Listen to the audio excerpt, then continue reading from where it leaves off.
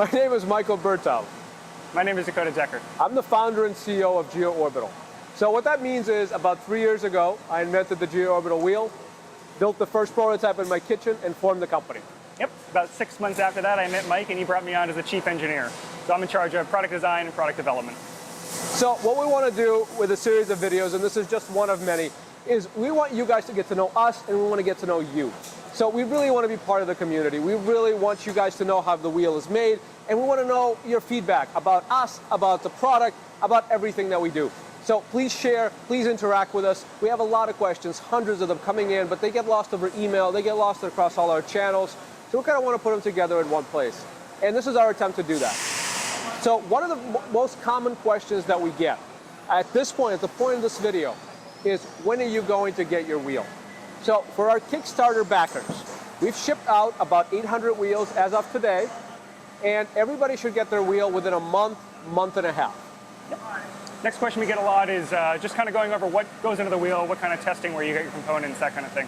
So the components that go into the GeoOrbital wheel are sourced from all over the world, a lot of them coming right from here in the Northeast. The testing and assembly you can see behind us in this facility is here in Peabody, Massachusetts, about half an hour away from our office. So the components come in, they go through multiple stages of testing, especially the electronics. Pretty much every station you see behind us here is checking the components, making sure everything's functioning properly. And when it's finally all put together, it goes on a road simulating test stand where it runs for a few minutes under normal road conditions to make sure everything's sturdy. Then we box it up and ship it out to you. Another question that we get all the time is, and this is probably the most common use case for the wheel, is how does it go up hills? So let me just explain a little bit about how the wheel works. This right down here is the motor. The motor is 500 watts. An Olympic cyclist puts out less than that. So basically, when you have this motor in this wheel help you up a hill, it's like having an Olympic cyclist helping you up that hill. It's a lot of power, it's a lot of assist. It's quite a boost. Next one we get a lot is, does the wheel work with disc brakes? Now this model currently does not work with disc brakes, it's rim brakes only. We are working on a disc brake adapter, which should be out very soon, which you can get. But in the meantime, if you have a disc brake bike and you just can't live without this, we totally understand. Generally it will still fit. You just have to remove your disc brake caliper, which means you don't have any brakes on the front wheel. Not the ideal situation. If you're going to do this, we highly recommend that you modify your bike to have rim brakes instead. Now most disc brake bikes have this kind of technology built in. There's a mounting bracket for it. You can do this yourself, or most bike stores can help you out. Another question that we get, and we get this all the time, is let's say you're not a biker. Let's say you don't have a favorite bike now.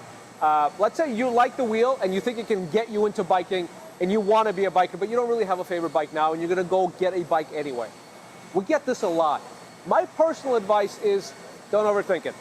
Get whatever bike you like. It could be a bike off Craigslist, it could be a bike from a bike store, from a big box retailer. They're all good.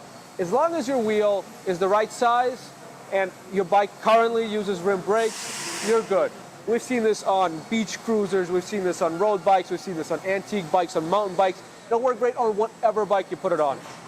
What we've seen a lot as well is people upgrade their bike later on. So our beta testers have been riding on these for years at this point, and we see this quite a few times. People have an old crappy bike they use, then they upgrade and they get a better bike when they really get into biking. So that's one of the things I recommend, just get whatever you want, get a fancy bike, get a cheap bike, it's all good. And if you really want to get into it, you'll get the right bike for you.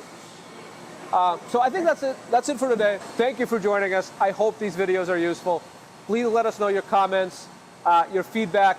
We really want to be here for you guys as a resource, and we also want you guys to get to know us, the people behind the wheel. So that's it for today. Thank you for joining us, and we'll see you soon. Thanks, guys.